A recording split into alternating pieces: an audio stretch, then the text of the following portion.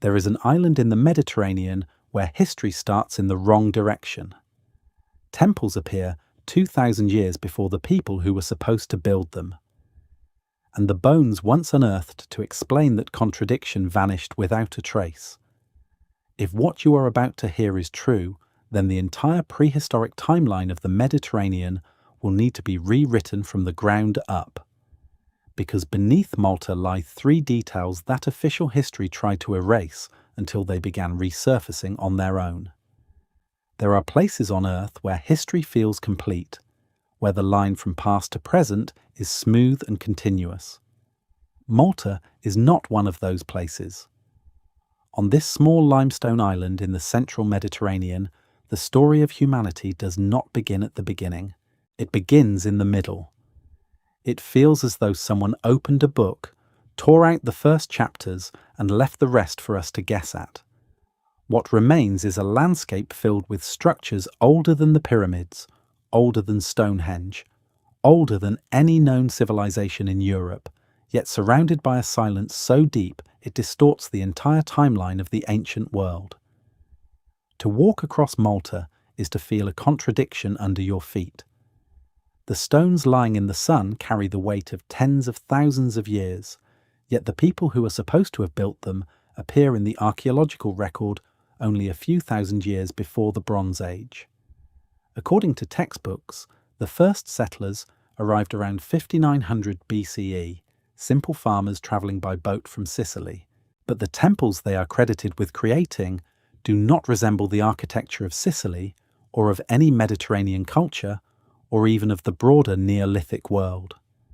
The structures rise suddenly, with no prototypes, no failed attempts, no gradual evolution of design. They emerge into existence already perfect, already complex, already aligned to celestial patterns that require generations of observation. It is this silence before the appearance of mastery that forms the first fracture in Malta's story. Cultures do not begin with perfection. They climb toward it through centuries of trial and error, through mistakes left buried beneath the more successful layers above. Here, the middle is all that exists. The beginning has vanished. When early explorers and scholars tried to explain this contradiction, they did not turn to science or archaeology. They turned to myth. They spoke of a time when Malta belonged to beings larger and stronger than the humans who live here now. They told stories of a giantess who carried stones across the island as though they weighed nothing, placing them into position with a craftsmanship that ordinary people could not understand. At first glance, these tales sound like folklore, but myths do not survive for thousands of years unless they are built on some foundation of memory, however blurred or symbolic. Even in modern Malta, the presence of something older lingers in the air. The sun sets differently over these stones, the nights sink deeper, and the island seems to remember something its written record does not. Visitors often speak of a strange heaviness that settles over them as they approach the ancient temple sites, a silence that does not feel natural, a stillness that waits for a question no one knows how to ask. It is as if the landscape itself is holding its breath, reluctant to reveal what it once witnessed. Archaeologists have tried to fill in the gaps, but the more they study, the stranger the picture becomes. The temples show precision that does not match the tools available at the time. Their curves and chambers indicate geometric planning, astronomical alignment, and social organization at a scale far beyond what a small island population should have been capable of. Yet the builders appear suddenly, then vanish with equal abruptness, leaving behind no signs of a long developmental arc and no continuation of their knowledge in later cultures. This absence is not normal. Cultures evolve, expand, share, adapt. But here, the knowledge seems isolated, sealed within a narrow window of time with no before and no after. It is like finding the ruins of a cathedral in the middle of a barren plain, with no trace of the town that built it. Something is missing, not in the stones, but in the story. As one moves from site to site, Gantija, Menashdra, Hypogeum, the feeling deepens. The stones are too large, the chambers too precise, the doorways too tall, the wear on the floors too heavy. Nothing fits comfortably into the accepted narrative of a small Neolithic island community. Yet the official explanations remain unchanged. The temples are attributed to the earliest known inhabitants, and their sophistication is labelled as an impressive but isolated achievement. But the cracks in this explanation widen the more closely one looks. Why is there no trace of the gradual learning process every culture goes through before achieving monumental architecture? Why are the earliest structures also the most advanced? Why do the surrounding islands show no similar development? Why does Malta stand alone in its level of refinement and ambition? And why does the island seem to hide the very clues that could resolve these questions? There is an unease that settles in when a culture appears too early and too perfect. It suggests either a missing chapter or a forgotten predecessor. It suggests that what we call the beginning is not the beginning at all, but the remnant of something older, something erased, something replaced by a more convenient narrative. Malta's history does not resist explanation because it is incomplete. It resists explanation because someone at some point wrote over it. The question is not only who built the first temples, but who built the world the first settlers found when they arrived, and why that earlier world left so little behind, except stone. For centuries, the island has whispered the same quiet contradiction. The timeline does not match the architecture. The architecture does not match the tools. The tools do not match the people. And the people do not match the myth. The result is a story suspended in the middle, anchored to a foundation that no longer exists. But within this contradiction lies the thread that leads downward, into the places where Malta's surface is no longer enough to hold its secrets. The temples above ground are extraordinary, yet they are only the first shadow cast by something deeper. Because beneath Malta lies an underworld carved into the limestone, an underground labyrinth where the silence becomes heavier, the contradictions sharper, and the mysteries far older than anything on the surface. And it is there in the depths that the real story begins. When the first megalithic temples emerge around 3600 BCE, they appear with a level of complexity that should have required generations of experimentation. The curves of the chambers are smooth and deliberate. The stone blocks weigh several tons, arranged with precision that suggests an understanding of stress, balance, and geometry. Some chambers align with solstices or equinoxes, indicating long-term observation of the sky. Others feature intricate interior designs that would have demanded planning, coordination, and architectural skill far beyond what small island communities are expected to achieve. Yet there are no earlier phases, no crude attempts, no half-built prototypes, no variations indicating a search for form. The earlier structures are already advanced, they are complete. The idea that they belong to the first Neolithic inhabitants forces a contradiction. How does a newly arrived population acquire knowledge they have not had time to develop?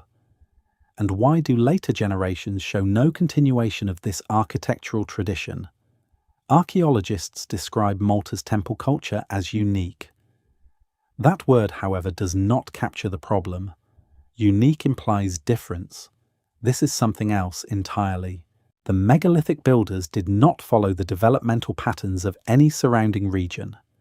They did not imitate Sicilian styles. They did not borrow from North Africa. They did not reflect the practices of the Eastern Mediterranean. Their designs rise from nowhere, share no lineage, and vanish without descendants. The absence of development is not subtle, it is stark. For a culture to begin at its peak and then decline without clear cause is unusual. For it to begin at its peak without any signs of how it reached that peak is unprecedented. To understand how strange this is, one can look at other megalithic traditions. Stonehenge evolved across centuries, shifting in layout, material, and scale. The pyramids of Egypt developed from mastabas, step pyramids, and experimental phases that reveal a long learning curve. Even early Anatolian sites show an arc of development from simple enclosures to complex ritual spaces. But Malta does not show an arc. It shows a point, a single brilliant point of achievement surrounded by silence. This silence becomes even more puzzling when considering the logistics required to build the temples. The island's resources were limited. Timber for large-scale construction was scarce. Metal tools were not yet available. The population, based on remains and settlement evidence, was not large enough to support massive labour forces. Yet the builders erected some of the largest freestanding stone structures in the world. They transported blocks weighing more than many modern construction machines can manage. They carved chambers with surfaces so smooth they resemble work done with tools far more advanced than stone. This raises an uncomfortable possibility.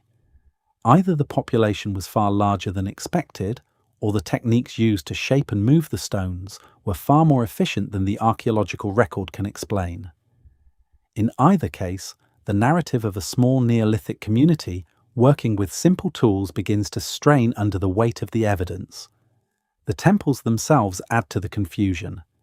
Their internal designs suggest symbolic or cosmological functions that require deep cultural cohesion. The presence of altars, apses, and acoustic features indicate ritual practices that must have evolved over time. But again, there is no earlier record of these practices. Nothing in the first centuries of settlement hints at a population preparing to build complex ritual centers. It is as if the cultural foundation for the temples was inherited rather than invented.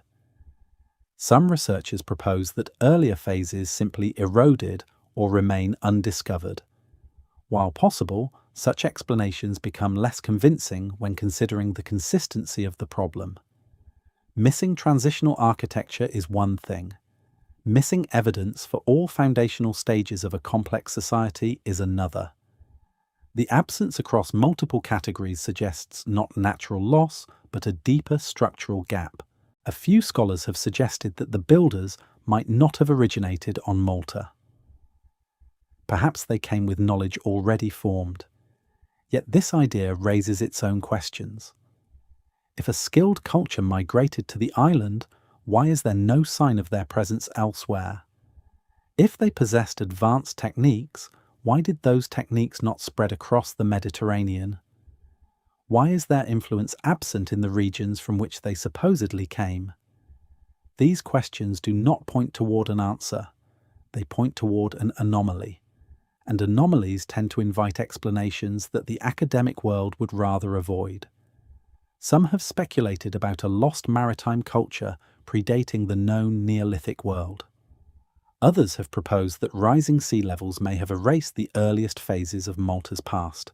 The island would have looked very different before the end of the last glacial period. Land bridges may have connected it to larger territories. If settlements existed on now submerged coastlines, their remains might lie deep under the Mediterranean, beyond easy investigation. But speculation only highlights the central issue. We do not know who built the earliest temples. We do not know where they came from. And we do not know why their architectural knowledge appears suddenly and disappears just as quickly. What we do know is that Malta's megalithic builders behaved unlike any other known Neolithic community. Their structures are deliberate, coordinated, and exact. They are not experiments, they are conclusions, and they stand as monuments to a cultural memory that did not survive in any written form. For thousands of years, the island's inhabitants have tried to explain this mystery in the only way they could. Not with data, but with stories. Not with theories, but with memory. Ancient villagers pointed toward the massive stones and answered with a simplicity that belied the seriousness of the claim. They said the giants built them. Modern archaeology rejects the idea for obvious reasons, but rejection does not erase the origin of the story. And that story continues to echo across Malta, resurfacing wherever the evidence fails to align with the official narrative. The temples appear fully formed because the knowledge behind them did not begin on Malta. It began somewhere else, somewhere older, somewhere the island's first settlers may have only dimly remembered. And it is within that memory that the next chapter of Malta's mystery takes shape, because the people themselves insisted on telling us who built the stones. They said the builders were giants. One of the central figures in these oral traditions is a giantess known as Sansuna. Her name appears in variations across villages, each version carrying the same essential memory. She was tall beyond human measure and strong enough to lift the megaliths that ordinary people could not budge. According to local accounts, she carried stones on her shoulders as easily as others might carry baskets of grain. She placed them gently on top of one another, guiding them into position with a precision that requires more than strength. It requires knowledge. It requires intention. In some stories, Sansuna did not work alone. She belonged to a race of beings who lived on Malta long before the arrival of the island's first agricultural settlers. These beings were described not as gods, but as people, albeit people of extraordinary size. Their presence, according to the old accounts, shaped the landscape. Their movements carved paths. Their hands arranged the stones. And their final disappearance left the island's later inhabitants with a world too large for them, a world they could not replicate or fully understand. What distinguishes Malta's giant traditions from typical folklore is their tone. Many cultures have stories of giants, but these tales often sit firmly in the realm of myth. They involve heroic exaggeration, supernatural feats, or symbolic narratives about creation. Malta's stories do not. They describe giants not as magical beings, but as earlier inhabitants. They speak of their routines, their dwellings, even their food. One common detail says that Sansuna ate broad beans while she worked, a strangely mundane image for a figure of myth. It is the kind of detail that suggests memory, not metaphor. Folklorists have long noted that when a story retains ordinary details about extraordinary beings, it may reflect a distant, distorted recollection of real events or people. This does not prove the existence of giants, but it does raise the question of why such stories persist so consistently in regions associated with megalithic architecture. Malta is not alone in linking large stone structures to large people. Sardinia has its tales of giant tombs. The Balearic Islands speak of stone lifters. The Levant has accounts of peoples of great stature associated with fortified cities far older than historical records allow. Across the ancient world, wherever megaliths rise from the landscape, stories of giant builders tend to follow. This pattern is not easily dismissed. Independent cultures separated by geography and language tend to generate different mythic traditions.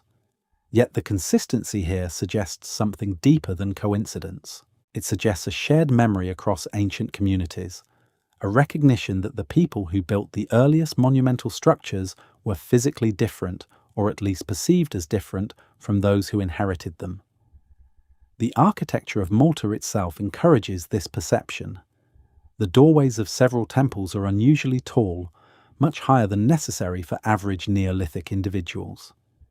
The altars and raised platforms stand at heights awkward for smaller people, more suitable for someone with longer limbs or greater reach. The wear on the floors suggests heavy footfall, not the light steps of a typical human population. These observations are not conclusions, but they are clues. They hint at the possibility that the oral traditions do not exaggerate the past, but compress it into a form small enough to be spoken aloud. The idea that a population of larger-bodied people once lived on Malta may be uncomfortable for modern scholarship, but discomfort does not erase the questions. And these questions deepen when considering the abruptness of the temple culture's disappearance. If the builders were simply Neolithic settlers, their architectural knowledge should have persisted. Their techniques should have influenced later Mediterranean communities. Instead, the knowledge vanishes. The island's later inhabitants never replicated the megalithic structures. They lived among them, but could not reproduce them. they inherited stone they did not understand. One might imagine that if a group of unusually tall, unusually strong individuals lived here, they may have existed in small numbers. They may have been the last of a lineage that thrived before rising seas isolated the island. And if they dwindled, leaving only memories behind, it becomes easier to see how the later population created stories to explain structures too large to belong to them. The myth of Sansuna might be the final echo of a people whose bodies and knowledge were out of proportion with the world that came after them. If these stories were isolated to a single village or told in a single generation, they could be dismissed as local fiction. But they are not. They extend across Malta, reaching back centuries. Early ethnographers noted that villagers spoke of the giants not with embarrassment, but with certainty. When asked who built the megaliths, they answered simply and directly. The giants built them. There was no debate, no alternative theory, no hesitation, as though they were repeating something once known but half forgotten. It is possible that these stories preserve the cultural shock experienced by the first settlers when they reached Malta. They found an island already shaped by someone else. They found structures too large to belong to them and too old to fit their understanding of the world. In the absence of an explanation, they may have concluded that the builders were giants. Over time, memory hardened into story and story into tradition. Yet something in the tone of the oldest accounts suggests more than imagination. It suggests recognition. Ordinary humans tend to explain the extraordinary through myth, but they tend to explain the unfamiliar through description. Malta's giant traditions feel like descriptions. They describe the builders as larger, stronger, and earlier than the people now living on the island. They present a population unlike the Neolithic farmers, yet intimately tied to the stones that dominate the landscape. If the oral traditions reflect even a fragment of truth, then the identity of Malta's first builders becomes far more complicated. They may have belonged to a lineage now lost, a population whose physical traits led later generations to remember them as giants. And if so, the stones they left behind may not simply represent architectural skill, but the final traces of a people who lived at a scale the modern world has forgotten. The question then shifts from whether giants existed to what kind of beings the early inhabitants actually encountered. And this question grows more urgent as we move from the myths themselves to the physical structures that seem to confirm them. Because the architecture does not merely suggest advanced knowledge, it suggests bodies large enough to command the stones. And that brings us to the most unsettling part of Malta's mystery, the part that lies not in legends, but in the physical evidence itself. Most of Malta's temple blocks weigh between 10 and 20 tons. Some approach 50. A few, such as those at Tarxian and Gantija, push beyond what a small prehistoric population could have moved without advanced tools or large numbers. There is no hard evidence of pulleys, cranes, or metal instruments at the time. Timber for sledges or rollers was scarce on an island with limited forests. And even if such materials were available, the logistics required to move these stones would demand far more labour than the estimated population of early Malta could have provided.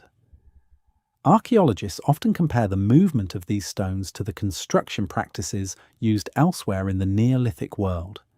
Yet these comparisons fall apart under scrutiny. The blocks at Stonehenge, enormous though they are, weigh far less than the heaviest stones on Malta. The slabs at Göbekli Tepe, though ancient, were carved from relatively soft limestone and were erected within a much larger cultural context. Even the great stone spheres of Costa Rica, mysterious as they are, do not match the sheer volume of material moved in Malta. Malta stands alone. The island's builders not only moved massive stones but shaped them with precision. The interior surfaces of many chambers are smoothed with a level of control that suggests advanced planning and consistent technique. The curves inside the temples are not rough or uneven. They show an understanding of geometry and acoustics far ahead of what is expected from a Neolithic community. Several chambers used trilithon doorways, a design that requires balancing large vertical stones with a horizontal lintel. The lintels often weigh several tons. Setting such a block into place at a height above the ground is not a trivial task. It implies scaffolding or lifting methods that go beyond dragging and pushing. Yet evidence for such technology is missing. If wood scaffolding was used, it would have required a quantity of timber Malta could not supply. If earthen ramps were built, they would have left distinct marks that archaeologists have not found. The absence of these traces suggests one of two possibilities. Either the builders used methods we have not yet recognized, or they possessed capabilities that do not fit into the accepted model of Neolithic society. Both explanations challenge the conventional narrative. To understand the scale of the problem, consider Gantija. The name itself means giant's tower, a detail reflecting the long-held belief that the site was not constructed by ordinary humans. Some of its largest stones are longer than a modern bus and thicker than a car. Their weight makes it difficult to imagine how they were quarried, transported, and lifted without advanced tools. And yet they stand in precise arrangement, as though placed by hands accustomed to controlling mass at this scale. Even today, with machinery, such work is enormous. Construction teams would use cranes, hydraulic lifts, and reinforced platforms. To imagine Neolithic farmers performing this level of engineering requires a degree of speculation that modern archaeology rarely acknowledges. The stones do not simply resist explanation, they defy it. The internal rooms of the temples deepen the sense of anomaly. The altars are often positioned at heights better suited to someone considerably taller than average Neolithic individuals. The corridors widen in ways that imply larger bodies moving through them. The distribution of weight suggests the builders understood how to stack and angle stones to relieve pressure and prevent collapse. These are not amateur attempts. They reflect a consistent architectural vocabulary. If these structures represented a culmination of long development, earlier forms would exist somewhere on the island or in surrounding regions. But none have been found. The earlier structures are the most advanced, and later buildings do not maintain the same quality. Instead, architecture becomes simpler, smaller, and less precise, as though the knowledge used to build the temples was lost or no longer relevant to the people who inherited them. This decline raises an essential question. If the early inhabitants of Malta built on this scale, why did later generations not maintain the tradition? Why did the knowledge disappear so completely? Why do the temples appear as though they belong to a culture that had already mastered these techniques before arriving on the island? One explanation is that the builders were not typical Neolithic settlers. Perhaps they represented a group with different physical characteristics or inherited knowledge from an older tradition. If so, later populations may have lacked the capability or the understanding to continue their architectural legacy. What remained would then be interpreted as mysterious, oversized, or impossible. The connection between the size of the stones and the stories of giants becomes harder to ignore in this context. The stones look as if they were meant for people with far greater strength and height than the average human of the time. The oral traditions may not be literal, but they capture a truth embedded in the architecture. The builders were different. They did not work on the same scale as later inhabitants, and their disappearance left behind structures too large to match the world that followed. To understand why such a population might have existed, one must consider a broader prehistoric landscape. After the end of the last ice age, rising seas transformed coastlines. Islands expanded and contracted. Populations moved or vanished. It is possible that Malta once supported communities now lost to the sea, communities with different physiques or technologies. Their architecture might be the only surviving evidence of their presence. This does not confirm the existence of giants, but it does suggest that the physical remains of the builders could contain clues. If a different population truly lived on Malta before the temple culture disappeared, their bones should exist somewhere.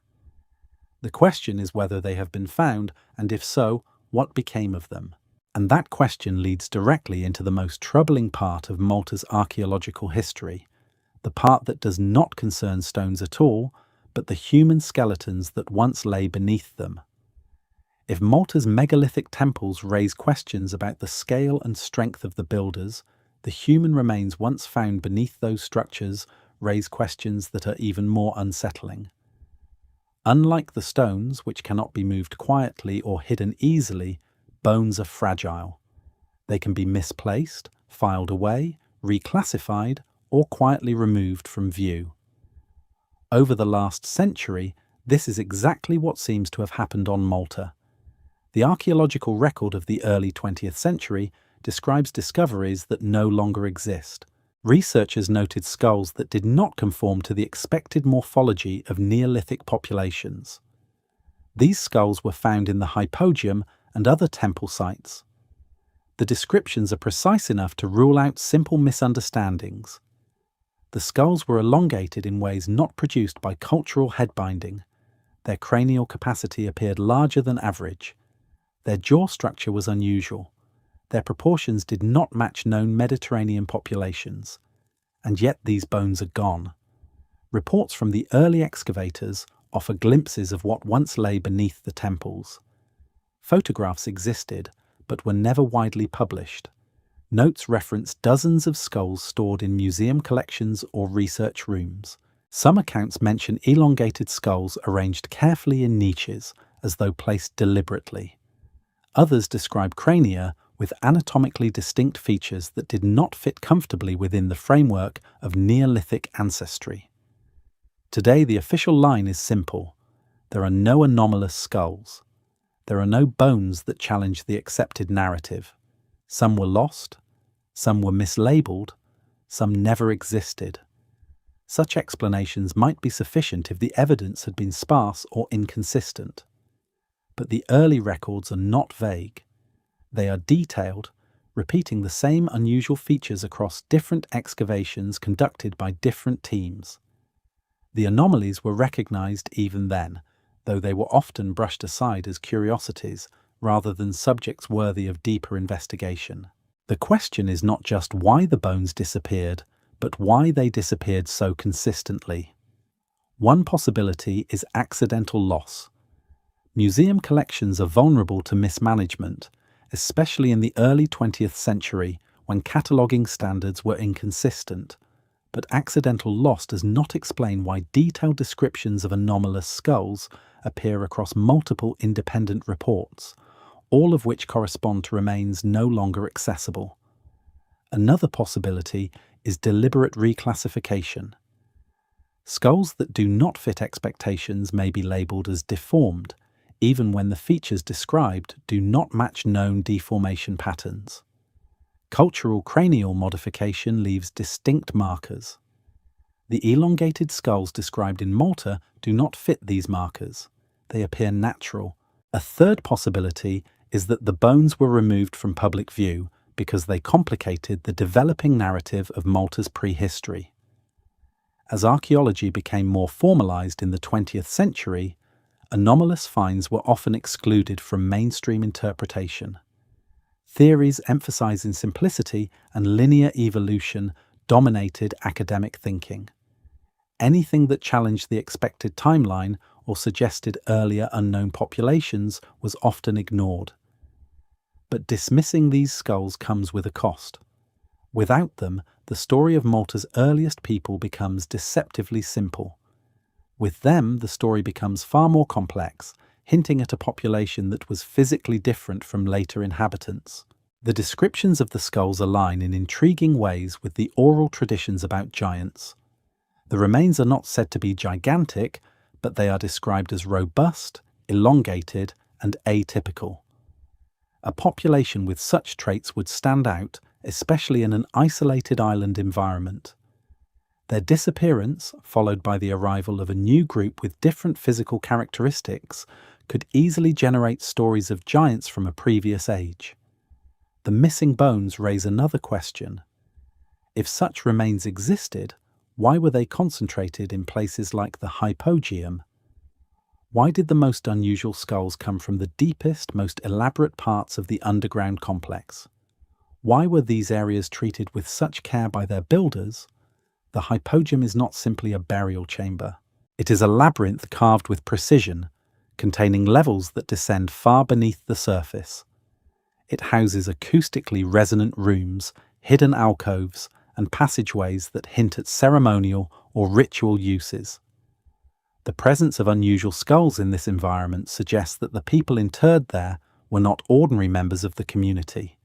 Perhaps they were revered, perhaps they were feared, or perhaps they were simply different, a remnant of an older lineage that survived for a time alongside newer groups. What makes this mystery even more pronounced is the consistency with which the bones disappear from the historical record. When modern researchers ask to see the anomalous skulls described in early reports, they are told that no such skulls exist. In some cases, they are told that moulds or casts might once have been made, only for those too to have vanished. Absence invites speculation, but the absence here is almost too complete, forming a void where crucial evidence should be. If the skulls were unimportant, there would be no reason for their disappearance. If they were important but inconvenient, their removal becomes easier to understand. The implications extend beyond physical anthropology. If a population with distinctive cranial features once lived on Malta, and if that population was responsible for building the earliest temples, then the island's timeline is not simply missing chapters. It may be missing an entire civilization. Such a possibility reframes every question about Malta's megaliths, the scale of the stones, the abrupt appearance of advanced architecture, the oral traditions of giants. All these elements gain new weight when paired with missing biological evidence. The bones may be gone, but the reports describing them remain.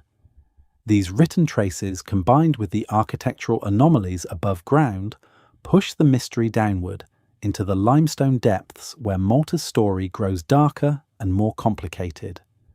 Because beneath the temples lies a structure that connects all these threads, a place where many of the missing skulls were first found, a place whose very design defies simple explanations, and it is time to descend into it. The entrance to the Hypogeum does not announce itself with grandeur. It is modest, almost ordinary, hidden within the urban fabric of modern Malta, as though the world above has tried to swallow it. But once you step inside, the air changes.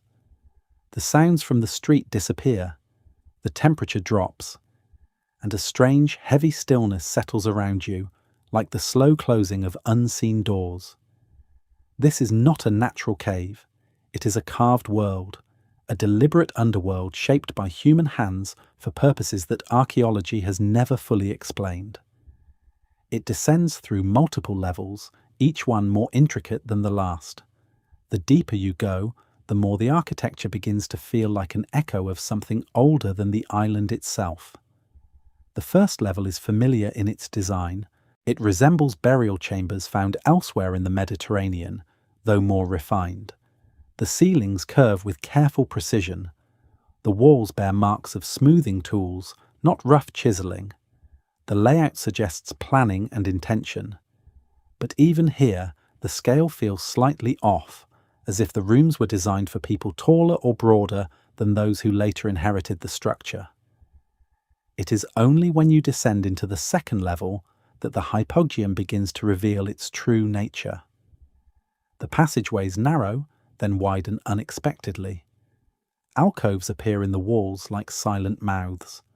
Carved pillars rise from the floor to the ceiling in shapes too deliberate to be random, too symbolic to be purely functional. Light behaves strangely in these spaces. Shadows linger longer than they should. Torchlight flickers in ways that make the angles of the rooms feel deeper, sharper, more alive. But it is the third level that changes everything. This level was sealed for decades. Early explorers described it in their notes, but public access has been restricted, and portions of it remain closed even to researchers. Here the air grows heavier still. Sound seems to stretch out, as if the stone is absorbing it and returning it more slowly, like an echo that has learned to breathe. This is where many of the most unusual skulls were found. Early reports speak of niches filled with bones arranged with care. Some were clustered in patterns that do not match ordinary burials. Some chambers feature no remains at all, as though they were not meant for the dead but for the living, or for something in between. The deeper chambers feel less like graves and more like sanctuaries. Their proportions suggest acoustical intention. Their shapes imply knowledge of resonance. These are rooms built not only to be seen, but to be heard. To stand in the deepest chambers is to feel pressure around your ears, a subtle vibration in your chest, a presence that is difficult to describe. It is not fear. It is not awe. It is something more primordial, as if the architecture itself is speaking in a language older than words. The walls bear no inscriptions, but the silence carries meaning. The Hypogeum was not built for storage or shelter. It was built for ceremony, for ritual, for communication. But communication with what or with whom remains a question without an answer. There are parts of the third level that appear incomplete, yet even these sections feel purposeful. A corridor begins, then stops abruptly as though cut short by design. A chamber narrows into an opening barely large enough for a single person to enter. These partial structures invite speculation. Were they abandoned, or were they never meant to be finished in the way we understand construction? One chamber stands out above all others. Its walls form perfect curves. Its ceiling dips and rises in a pattern that feels intentional. This room, known now as the Oracle Room, seems to vibrate with the faintest whisper of sound even when no one speaks. Standing inside it produces a sensation of pressure in the head and chest. Some describe it as a hum. Others describe it as a pulse. Researchers later discovered that a voice spoken at a certain pitch resonates powerfully in the stone. But we have not yet reached that part of the story. For now, we remain at the threshold of the underworld, in a place that feels both engineered and ancient. The deeper one goes, the more the space seems to reject the explanations given to it. It does not feel like a simple burial ground. It does not feel like a domestic structure. It feels like something else entirely, something that once served a purpose that modern minds struggle to define. Early explorers described hearing whispers in the lower chambers, though they often dismissed the phenomenon as tricks of the acoustics. Some heard footsteps in adjacent corridors, only to find no one there. A few reported seeing movement in the shadows. These accounts were rarely published in official reports, but they linger in personal letters and journals. Whether these experiences were psychological, acoustical, or something more unusual is impossible to say, but they contribute to the sense that the Hypogeum is not just a place. It is an experience. The architecture becomes more enigmatic the longer one studies it. Carved spirals appear in unexpected locations. Openings connect rooms in ways that make little practical sense but seem symbolically intentional. The design reflects a logic that does not match the world above. It is as if the builders belonged to a culture that expressed itself primarily through stone, not through written language. The Hypogeum is not just old. It is alien in its purpose, yet unmistakably human in its craftsmanship. It sits at the centre of Malta's greatest mysteries, like a heartbeat beneath the island, pulsing with questions that have persisted for centuries.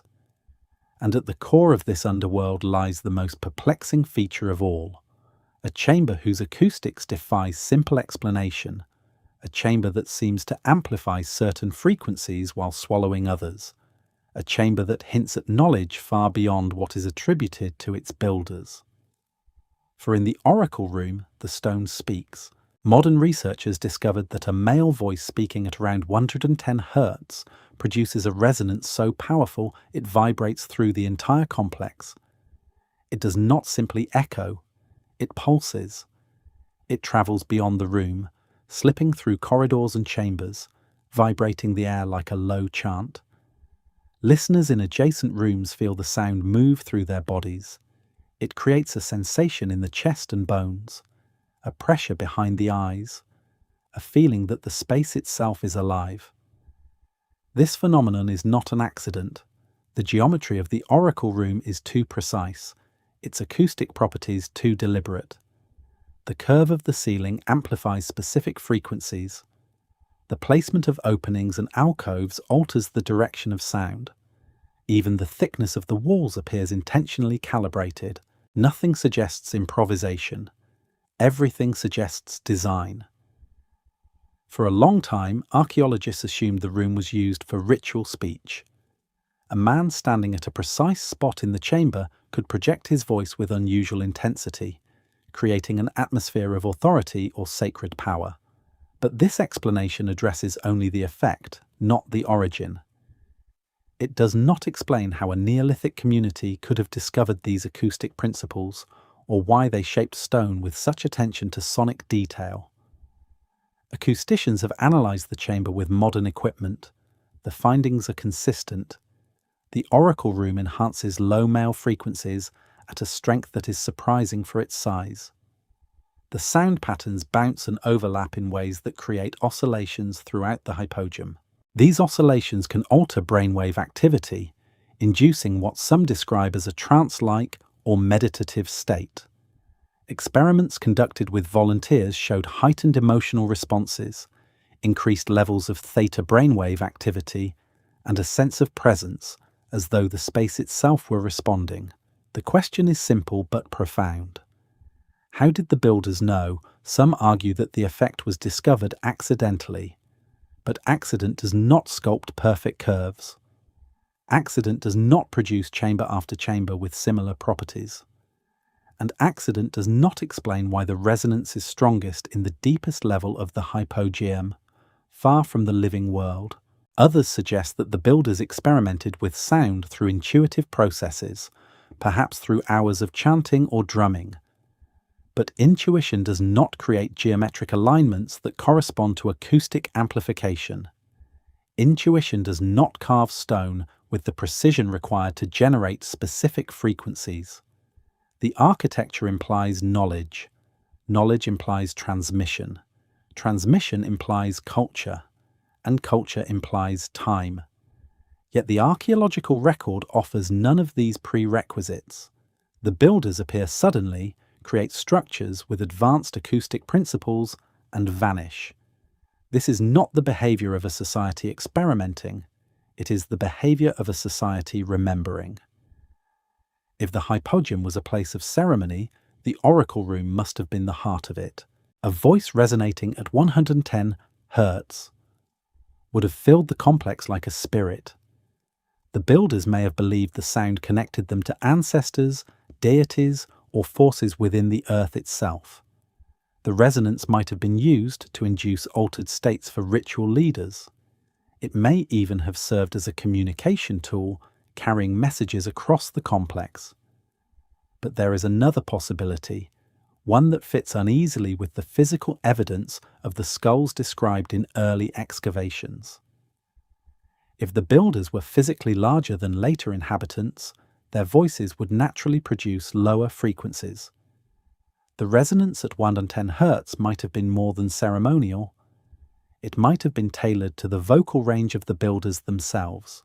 A room that responds most powerfully to a deeper voice suggests that the architects understood not only sound, but their own biological relationship to it. This idea, while speculative, aligns with the structural evidence. The height of the doorways, the proportions of the chambers, the stories of giants, the missing skulls. Together they create a pattern. The oracle room might have been designed not for ordinary humans, but for people whose voices naturally vibrated the walls. Its acoustic properties would have enabled communication or ritual on a scale that is difficult to replicate today.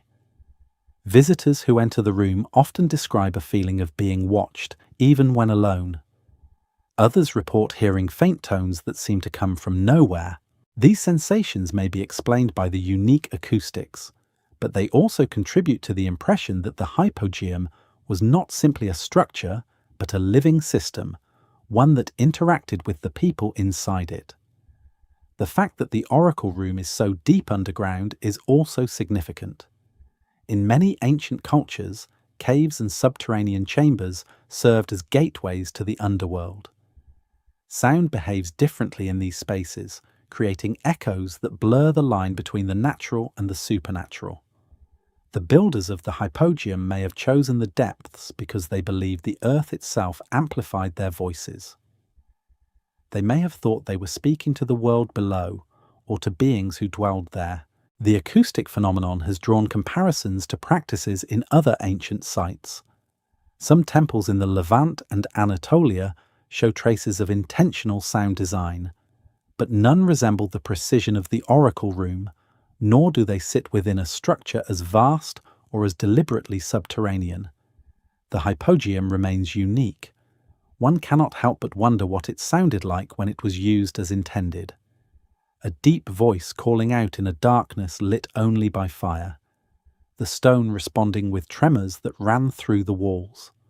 The participants standing in silence as the resonance washed over them. The effect would have been overwhelming, transformative, unforgettable. For the builders, this may not have been a performance. It may have been communication. Sound might have been the medium through which they expressed their relationship to the hidden world beneath the island. And in the passages beyond the oracle room, there are accounts of something else. Accounts that speak of movement in the shadows. Figures watching from deeper corridors.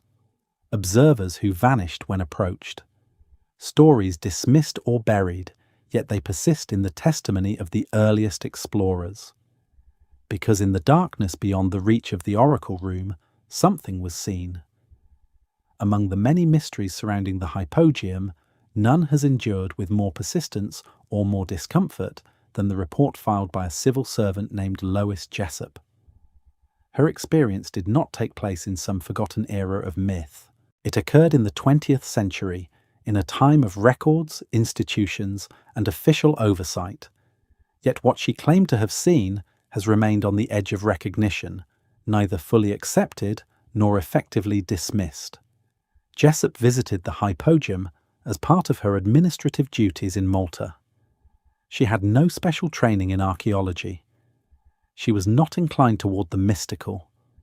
She entered the underground complex with the same curiosity as any visitor, expecting to observe an ancient site preserved for study. But she left with a memory that would follow her for the rest of her life, a memory that she later wrote down with a clarity that does not resemble imagination. The story begins in one of the deeper rooms of the Hypogeum. Her guide showed her a narrow opening high in the wall, a passage that was no longer accessible. Accounts vary on whether the opening was natural or artificially carved. What is consistent is that the chamber beyond it was not listed on modern maps and was not part of the tour. Jessup asked if she could climb up to the opening to look inside. Her guide hesitated but ultimately agreed. She climbed with some difficulty, eventually positioning herself at the lip of the passage. It was dark, and she could see little. She called back to ask if anyone had a light. The guide handed her a flashlight. With the beam in her hand, Jessup aimed it into the darkness. That is when she saw them. She described the figures as tall, standing upright in a chamber beyond the opening. There were several of them, though she could not say how many with certainty. They were motionless at first, silhouettes against an even deeper darkness. Their proportions struck her immediately. They seemed elongated, taller than any humans she had seen. Their limbs appeared long, their posture calm but alert, as if they were aware of her presence even before the light reached them. For a moment she thought they might be statues, remnants of a ritual space. But then they moved, slowly, deliberately, not toward her, but in response to the beam of light. As the flashlight swept across them, the figures shifted slightly, not startled, but acknowledging. It was this movement that convinced her she was looking at living beings. Jessup felt neither fear nor panic. Instead, she reported a strange sense of quiet, as though the figures and the space itself were part of a world that did not recognize the concerns of the surface. She watched them for a few seconds, unable to speak. Then one of the figures lifted an arm briefly, not in greeting, but in what seemed like a gesture of awareness. The moment was brief but unmistakable. She climbed down immediately, shaken but controlled. When she told her guide what she had seen, his reaction was not disbelief. It was concern. His face tightened, his voice lowered. He asked her to describe the figures again, but he did not dismiss her. Instead, he seemed to want to end the conversation. He urged her to leave the area and refused to let her climb again. Later, when she asked other staff at the site about what she had witnessed, responses varied. Some claimed ignorance, some deflected. One, according to her notes, said quietly that she had seen what others had seen before her, but none agreed to speak on record. The passage she looked into was sealed shortly after her report. Today, there is no access to it. On modern maps, the chamber is not listed. It has vanished from official diagrams. The reason given is safety. The rock is unstable, the passage dangerous, but the timing of its closure has led many to wonder whether instability was the true concern. Jessup's testimony was later investigated by independent researchers. They found her account consistent, her language precise, her demeanour calm. She did not embellish the story in later years. She did not seek attention. She simply recorded what she had seen and allowed the record to stand. Critics have offered several explanations. Some say she misinterpreted shadows. Others suggest hallucination induced by the acoustics or the oppressive atmosphere. But her description of the figures, their height and their controlled movement, does not fit the profile of illusion. Nor does the unease displayed by the guide, whose reaction suggests that her sighting was not unprecedented. The idea of living beings moving in the sealed chambers below Malta stretches the limits of acceptability, yet the Hypogeum is an environment where the normal boundaries of expectation do not apply. Its acoustics distort sound. Its layout confuses the senses. Its depths remain incompletely mapped. Many areas have been closed for decades. We do not know what lies behind every wall or where every corridor once led. If Jessup truly saw living figures, the implications are profound. They may have been researchers or workers in a restricted area. They may have been misperceived shapes or shadows. Or they may have been something else entirely, something that challenges assumptions about Malta's past. But the most compelling possibility lies between these extremes. If a different population once lived on Malta, a population with larger bodies and deeper voices, then perhaps remnants of that lineage survived longer than expected. Perhaps they withdrew into the deeper passages as the world above changed. Perhaps the Hypogeum was not only a ceremonial space, but a refuge. Whatever the truth, Jessup's account has never been fully erased. It exists in the margins of Malta's history, a reminder that the darkness beneath the island once held more than bones. And the story does not end there, because the chamber she looked into was not the only part of the Hypogeum that vanished. Entire corridors, rooms and passageways once visible in early maps no longer appear in modern diagrams. Some were sealed, some were buried, some were simply left out. And this change in the map of the underworld is where the mystery deepens even further. To understand how deeply Malta's underworld has been reshaped by time and by human decision, one must look not at the stones themselves, but at the maps. The earliest diagrams of the Hypogeum, drawn by archaeologists and engineers in the early 20th century, show a structure far more expansive and labyrinthine than the version presented today. These maps contain corridors now absent, chambers no longer accessible, and lines that once led downward into areas marked simply as unknown. Comparing these early documents with modern representations reveals a story as unsettling as any physical discovery. Whole sections have vanished. Staircases once noted as leading to lower levels end abruptly in current diagrams. Rooms described in excavation journals are not shown on the maps now given to researchers. The changes are not minor corrections. They redefine the shape of the entire subterranean complex. The first set of maps comes from the period when the Hypogeum was initially uncovered and explored. These were the days of lanterns and handwritten notes, when archaeologists crawled through narrow passages with no guarantee of stability. They documented what they found, line by line, chamber by chamber. Their sketches reveal branching corridors that extend beyond what visitors see today. They depict side passages that turn sharply, only to open into larger spaces. They show levels deeper than any now acknowledged. Some of these early maps were published. Others remained archived in institutional collections. But taken together, they paint a picture of a hypogeum that once reached farther into the bedrock than the official narrative allows. As the 20th century progressed, these older maps were gradually replaced by newer versions. The later diagrams maintained the general layout, but omitted many of the deeper or narrower sections. Some omissions were explained as safety measures. Others were justified as refinements, corrections of earlier inaccuracies, but not all the changes were rationalized in print. Some simply appeared in the updated diagrams without any note as to why the earlier features had been removed. The most curious discrepancies involve passages described as unstable, but which earlier explorers had traversed safely. These were sealed, sometimes with stone, sometimes with concrete. The justification was safety, yet the pattern of sealing suggests something more deliberate. The sealed areas correspond in several cases with the locations where early archaeologists found the unusual skulls. They also align with the parts of the hypogeum that acoustically link to the oracle room, areas where resonance might have been strongest. Maps created by third-party researchers who had access to the site during periods of renovation confirm that some sealed spaces are still physically present behind the newer walls. In some cases, sound tests reveal hollow spaces where no room is officially recorded. A tap on the stone produces a different echo.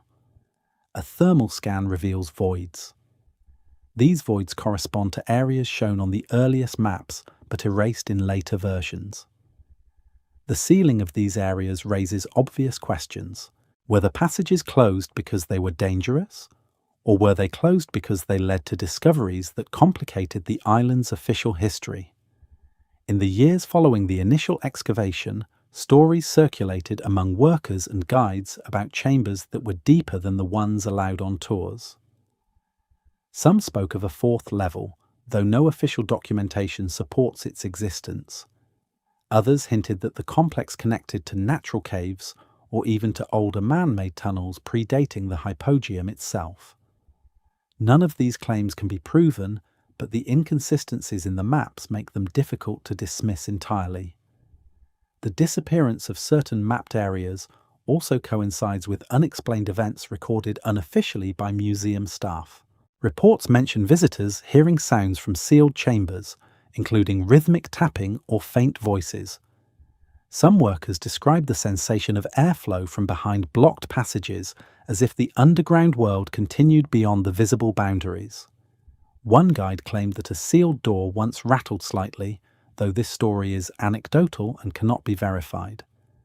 These accounts gain significance when placed alongside the changes to the maps.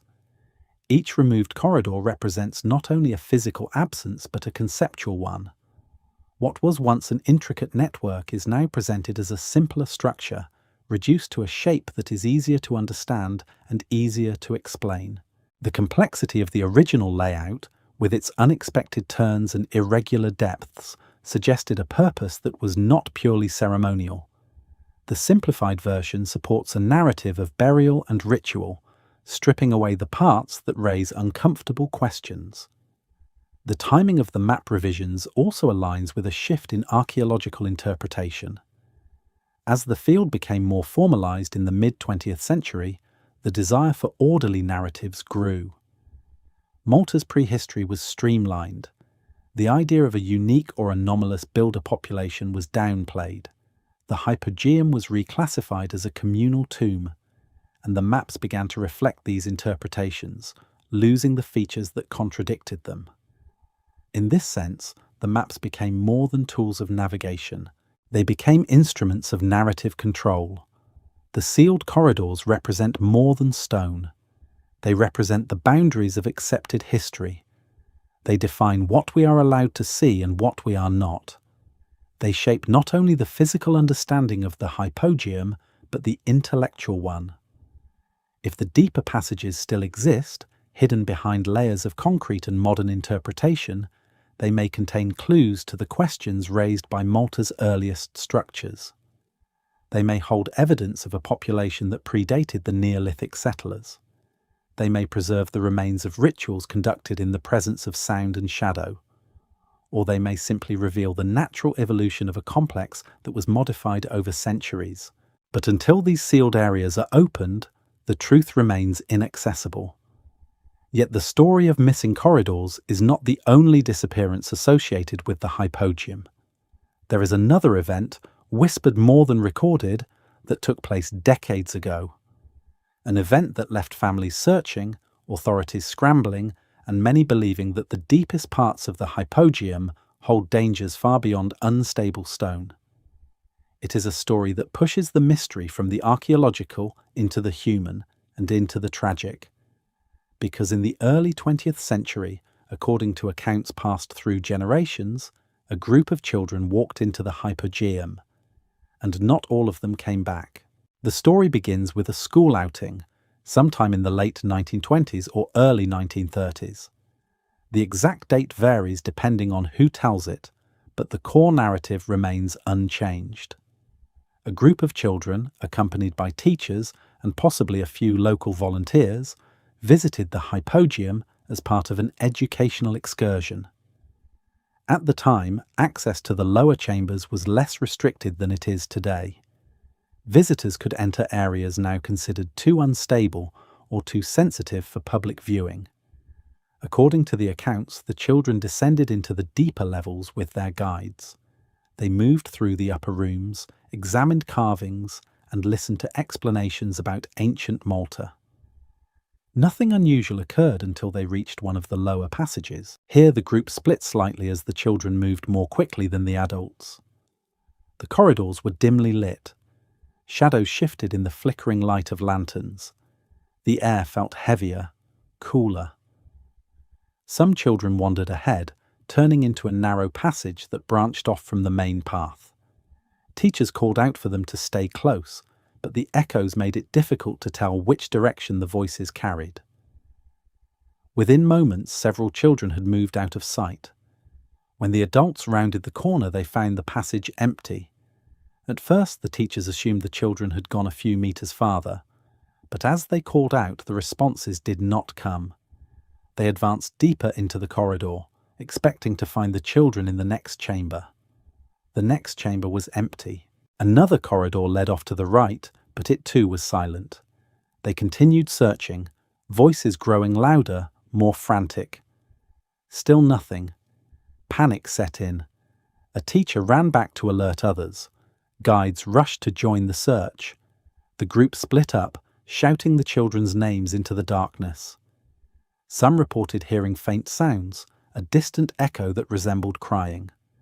Others claimed to hear footsteps far below, in places no map showed. Hours passed, the search expanded. Workers were summoned, then police. Families began to gather at the entrance. The Hypogeum filled with noise and confusion, a stark contrast to the silence that normally defined its chambers.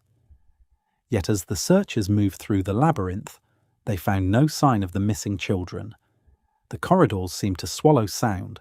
The deeper they went, the less the echoes returned. According to some accounts, a few searchers reported hearing voices drifting upward from a sealed portion of the complex, as if the children had somehow found their way into a lower, uncharted level. But the source of the sounds could not be located, and when they attempted to break through one of the blocked passages, the authorities intervened, citing the risk of collapse. The blocked area was never opened. The official story recorded later was brief and incomplete. In some versions, all children were eventually found. In others, the incident never happened at all. But residents in nearby neighborhoods tell a different story, one passed through generations with a sense of grief and unresolved fear. They speak of families who received no clear answers, of children who never returned home, and of an investigation that ended abruptly. One persistent detail appears in several retellings. Some searchers claimed that the crying they heard gradually faded, as though moving deeper and deeper underground. The sound was described not as screaming, but as frightened, confused weeping. In one version, a guide said the voices sounded as if they were being carried away by something unseen, drawing them farther into the darkness. In the aftermath, access to the lower levels was restricted. Certain passages were sealed shortly after, officially due to structural instability. Maps were revised, tours were limited to safer areas, and the story of the missing children was relegated to rumour, an uncomfortable tale that officials dismissed but locals refused to forget. It is easy to view this account as myth, a dark story shaped by fear of the unknown. But the consistency across independent tellers raises unsettling questions. Why did so many details align? Why did different families in different decades speak of a similar incident? Why were portions of the Hypogeum sealed soon afterward? The environment itself invites speculation. The acoustics can confuse direction. The narrow passages disorient even experienced explorers. In such a place, a child could easily become lost. But the scale of the disappearance and the failure to recover any trace pushes the incident beyond the boundaries of a simple accident. The context is equally troubling. This was a time when the Hypogeum was still being mapped and understood. Some chambers had not yet been explored. Others were unstable or partially collapsed. And beneath it all lies the possibility that the ancient builders created passages that are still undiscovered, hidden behind centuries of debris and layers of new interpretation. If such passages exist, they may lead into depths that are far beyond the reach of modern tours. There is another possibility, one rarely spoken but lingering beneath the surface of every retelling. If a different population once lived in the deeper parts of the Hypogeum, even long ago, could some remnant have remained isolated? Could the children have followed a sound, a shadow, or an echo into a place where others once lived? This idea is speculative, yet it connects with the accounts from earlier explorers who heard footsteps, saw movement, or sensed presence in unexplored areas. It connects with the testimony of Lois Jessup, who reported tall figures beyond a passage now sealed. It connects with the sealed corridors, the missing bones, and the acoustic properties that suggest the Hypogeum was more than a ceremonial tomb. Whatever truth lies behind the story of the missing children, it stands at the intersection of fear, mystery, and the unknown. It marks the point where Malta's underground history becomes more than an archaeological puzzle. It becomes human, tragic, and deeply disturbing. And it leads to a question that cannot be ignored. If the physical evidence that once explained Malta's mysteries has disappeared alongside its deeper corridors, what else has been removed from the record? Because the next chapter of this story does not concern myths or accidents. It concerns the deliberate decisions of the modern world to reshape the past. Early excavators described skulls that did not match standard Neolithic anatomy, maps that showed deeper corridors than modern diagrams, and chambers that contained structures too refined for the populations known to have lived on the island. But as archaeology professionalized, these anomalies were reclassified, reports were rewritten, collections were reorganized. By the mid-century, the more troubling details had faded from official accounts, surviving only in old notes, letters, and unpublished manuscripts. The disappearance of physical evidence was not always intentional. Some losses were the result of poor storage or wartime disruptions. The island endured significant upheaval during the Second World War. Museums were damaged, records were misplaced, artifacts were moved for safekeeping and then forgotten. Yet the pattern of what disappeared suggests more than chance. The remains that went missing were often the ones that challenged the prevailing view of Maltese prehistory. For academics in the early to mid-20th century, the idea that Malta's earliest builders might not fit neatly into the Neolithic template presented an uncomfortable proposition. It implied a discontinuity in human development. It suggested the existence of a population that did not leave a genetic or cultural trace in later communities. It hinted at timelines older or more complex than textbooks allowed. Such implications were not welcome. Archaeology at the time was invested in a vision of human progress that moved in clear, predictable steps. Cultures evolved gradually, not suddenly. Knowledge accumulated slowly, not in leaps. Populations did not appear advanced and then vanish without explanation. And so evidence that contradicted this vision was inconvenient. Inconvenient evidence rarely survives. One of the strongest pressures came from the need to present Malta as part of the broader Mediterranean narrative. The island needed a place in the established timeline. It needed to fit. And so the megalithic structures were labelled as ceremonial architecture, built by Neolithic farmers using simple tools and remarkable ingenuity. This interpretation was not malicious. It was, in the eyes of the institutions, reasonable. But it required that all contradictory data be smoothed over or removed. Skulls that did not conform to expectations became mislabeled or lost. Maps with deeper levels were revised. Theories involving earlier or different populations were dismissed as speculation, and the Hypogeum was reframed not as a mysterious underworld, but as a communal burial site, simplified for clarity. This process was not unique to Malta. Across the world, early archaeologists uncovered anomalies that defied easy classification. These anomalies often vanished in later decades as institutions sought to streamline their narratives. In North America, reports of unusually tall skeletons found in mounds were eventually dismissed or lost. In Peru, elongated skulls that did not fit the known deformation patterns were marginalized. In Anatolia, pre-pottery architecture that complicated the understood evolution of civilization was reinterpreted conservatively. Malta's story fits within this global pattern, yet it also stands apart.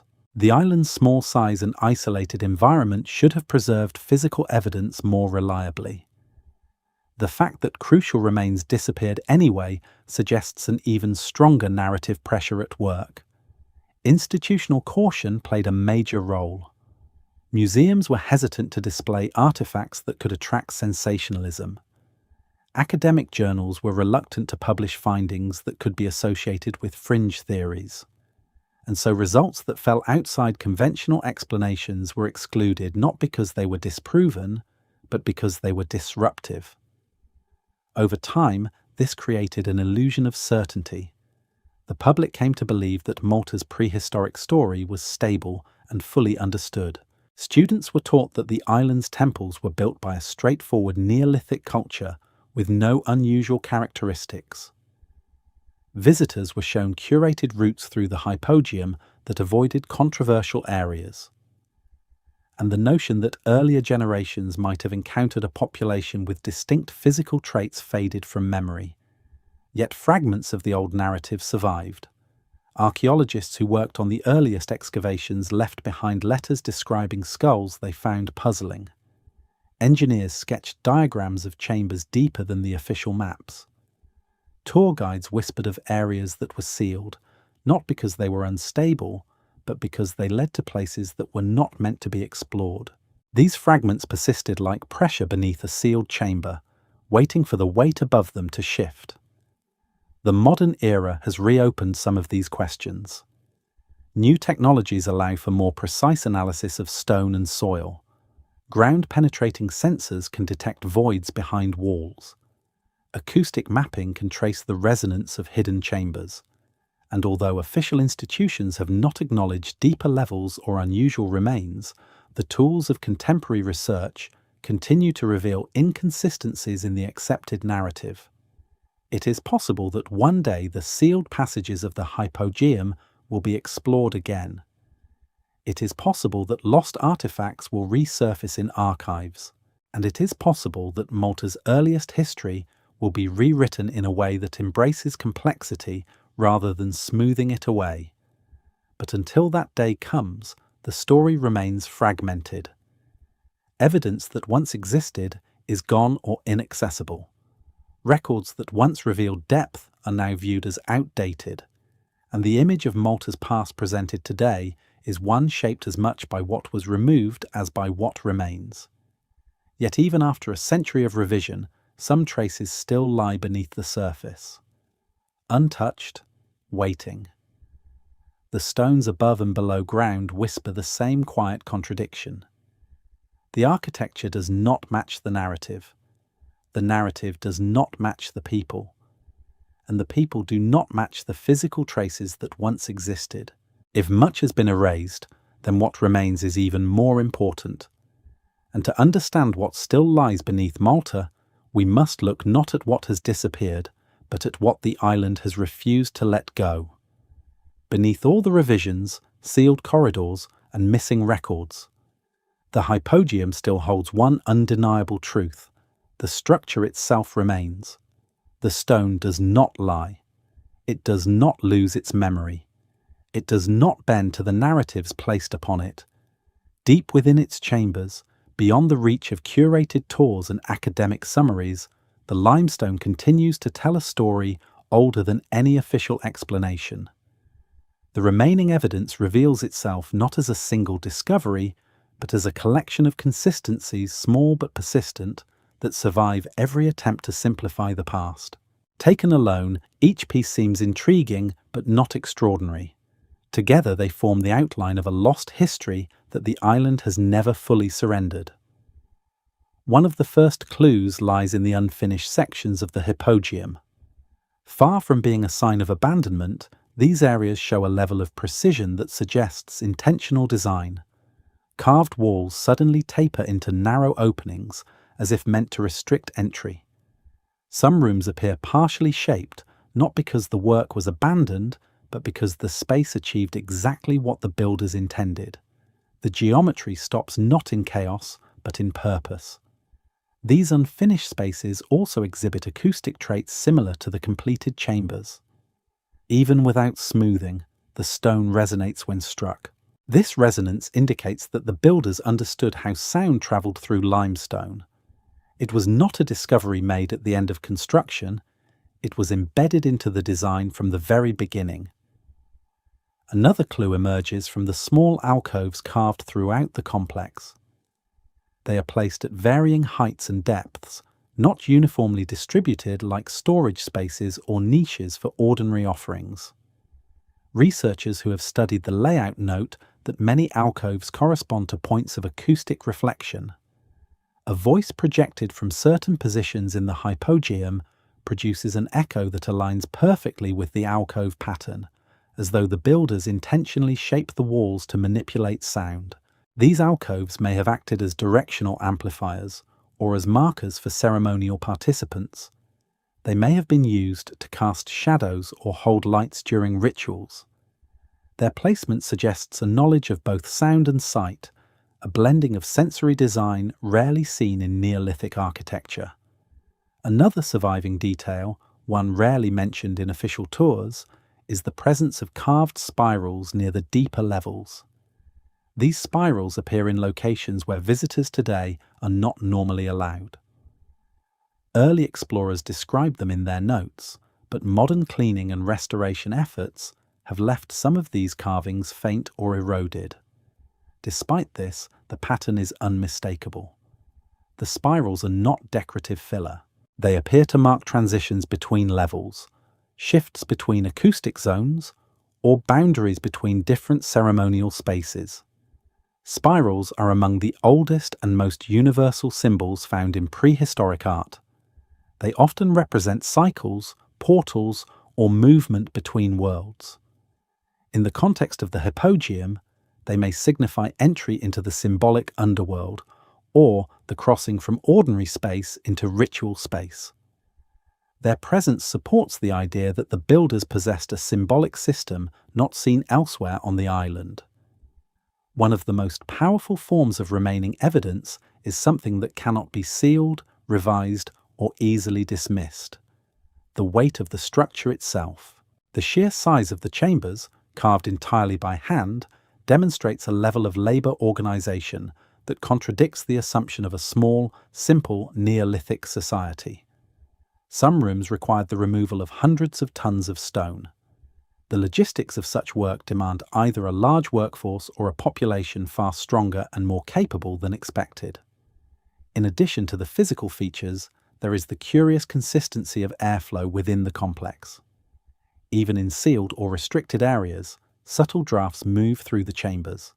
The air does not stagnate, it circulates. This suggests the existence of unseen passages or natural ventilation channels integrated into the original design. Modern researchers have detected airflow patterns that do not match the visible map, implying that the Hypogeum extends farther than officially recognized. There are also temperature variations between certain chambers. Areas close to the known map remain cool, but deeper sections exhibit surprisingly stable temperatures, as if connected to larger subterranean cavities or spaces capable of buffering heat changes. These inconsistencies hint at hidden architecture or natural voids that the builders incorporated into their construction. And then there is the whisper phenomenon, reported by both early explorers and modern staff. In certain chambers, soft murmurs seem to drift from unseen spaces. They are not clear words but tonal sounds, as if echoing from distant rooms. Acousticians attribute this to resonance patterns travelling through stone, but the sensation remains unnerving. The whispers always seem to come from slightly deeper than the known passageways, reinforcing the idea that unseen chambers still exist. What remains beneath Malta, then, is not a single secret, but an entire framework of unanswered questions. The Hypogeum reveals the fragments of a story that was never fully written down, preserved only in stone and silence. The consistent anomalies align with the earliest and most controversial discoveries: the missing skulls, the oversized architecture, the tall figures reported by Jessup, the sealed tunnels, the lost maps. All threads point downward, toward the possibility that the Hypogeum we see today is only the visible surface of a larger system. Perhaps there are deeper chambers still sealed or collapsed. Perhaps the builders accessed caves long since closed by time, earthquakes, or later construction. Perhaps the earliest culture of Malta operated in a subterranean world far more complex than we imagine. These possibilities gather at the edge of Malta's accepted history, forming a boundary between what is known and what is withheld. The Hypogeum remains the strongest argument that the island's first builders understood things their successors did not: sound, geometry, psychology, and perhaps something even older, a memory carried from a time before the Neolithic arrived. Whatever the truth, the Hypogeum stands as the last remaining witness to a forgotten culture. Not everything has been erased. Not everything has been sealed. Stone remembers what paper forgets, and as long as the Hypogeum stands beneath Malta, the possibility of deeper knowledge remains alive. But Malta's mystery does not stand alone. To understand the full scale of this forgotten chapter, we must step beyond the island and look outward, across oceans and continents, to other places where impossible architecture appears suddenly, fully formed, at the dawn of civilization. Because Malta is not an exception, it is part of a pattern. When we step back from the island of Malta, something remarkable becomes clear. The mysteries that rise from its temples and echo through its underground chambers are not isolated anomalies. They form part of a larger pattern, a global thread woven through the earliest chapters of human history. It is a pattern of sudden architectural mastery, unexplained disappearances, symbolic continuity, and technological leaps that appear fully formed, only to fade without explanation. Across the world, the first monumental structures emerge not at the end of long developmental chains, but at their beginning. At Göbekli Tepe in modern Turkey, stone circles with intricate pillars appear 12,000 years ago, with no known precursor sites to explain their sophistication. At Teotihuacan in Mexico, the earliest construction phases of the city show engineering precision unmatched by later occupants. In the Andean highlands, the oldest megaliths fit together with a perfection that later cultures could not replicate. In Egypt, the earliest pyramids exhibit a level of precision that eroded over time, not the other way around. These sites share a simple, uncomfortable truth. The oldest structures are the most advanced. Malta joins this pattern with striking clarity. Its earliest temples, including the Hypogeum, are the most complex, the most acoustically refined, and the most technologically demanding. Later structures are simpler, less exact, more conventional. This reversal of expected development points to a cultural inheritance rather than a cultural evolution.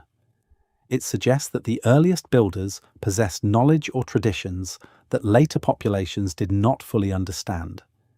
It is here that Malta's mystery gains context. The missing skulls, the sealed tunnels, the tall figures described by Lois Jessup, the vanished corridors, the anomalous acoustics, the oversized stones, all these fragments echo similar stories from around the world. In Peru, elongated skulls with unusual cranial features are found in cemeteries associated with early megalithic builders. In parts of the Pacific, oral histories describe tall, powerful people who built stone structures before disappearing into the sea.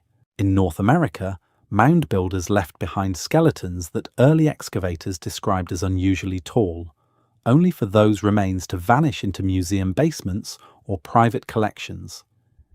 In ancient Sumer, the earliest kings were said to have reigned for impossibly long lifespans, as if descended from a different lineage. In each case, the pattern is the same. The earliest phase of civilization contains signs of a people who appear suddenly, build monuments beyond the capabilities of later cultures, and then vanish, leaving behind structures that later societies adopt but do not replicate. Malta sits at the center of this pattern not because it is the largest or the most dramatic example, but because it is one of the most self-contained. Its temples, corridors, chambers, bones, and myths are all preserved within a single island. It is a closed system, a microcosm of the larger global puzzle. And when viewed through this lens, the anomalies no longer seem random. They become part of a shared inheritance from a forgotten world. Some researchers propose that these early builders were survivors of an older civilization destroyed at the end of the last ice age, displaced by floods, climate shifts, or geological upheaval. These survivors may have brought with them traditions, knowledge, and architectural practices that later populations treated as sacred or divine. Over generations, as their descendants integrated with local groups or grew isolated, their unique traits faded, leaving behind only the architecture that once defined them. In this view, the Hypogeum becomes more than a burial site. It becomes a remnant of an older lineage, a cultural echo from an age erased by time.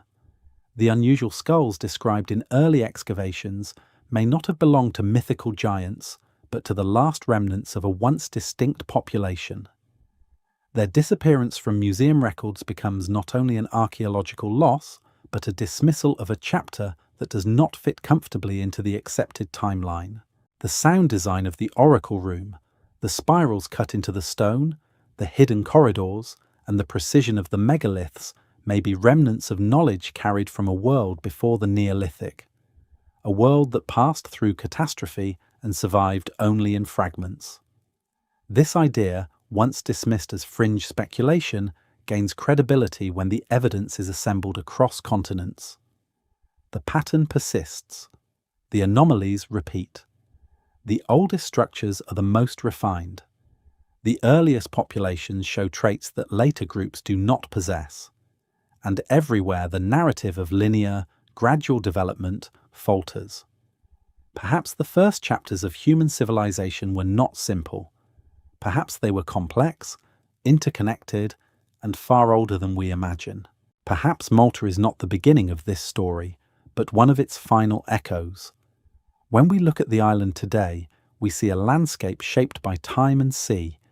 We see temples rising from worn limestone. We see a modern society built atop an ancient one. But beneath it all lies the memory of a world that came before, preserved in stone and silence. The Hypogeum stands as the last guardian of this memory, a gateway into a realm where sound, shadow, and geometry converge into something uniquely ancient. If deeper chambers still lie hidden, they may hold the final pieces of this global puzzle.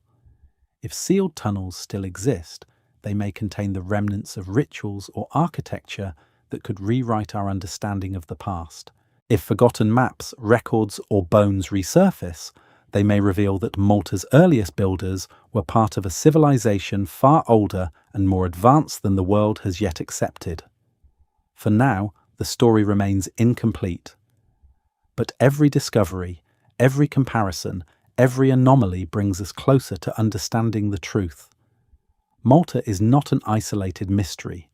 It is one node in a vast ancient network, a network that stretches back to a time when humanity may not have been alone, and when the world's first great monuments were built not by beginners, but by the last survivors of a forgotten age. And if this is true, then the story of Malta is not just about the past.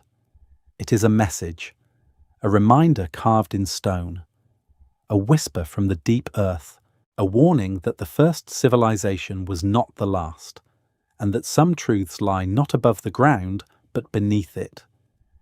If you found this journey into Malta's forgotten underworld as fascinating as we did, consider liking the video, sharing it with someone who loves ancient mysteries, and subscribing for the next chapter in this series. Your support keeps these stories alive, and it helps forgotten worlds rise again. Wherever you are watching from tonight, I hope you rest well. Good night.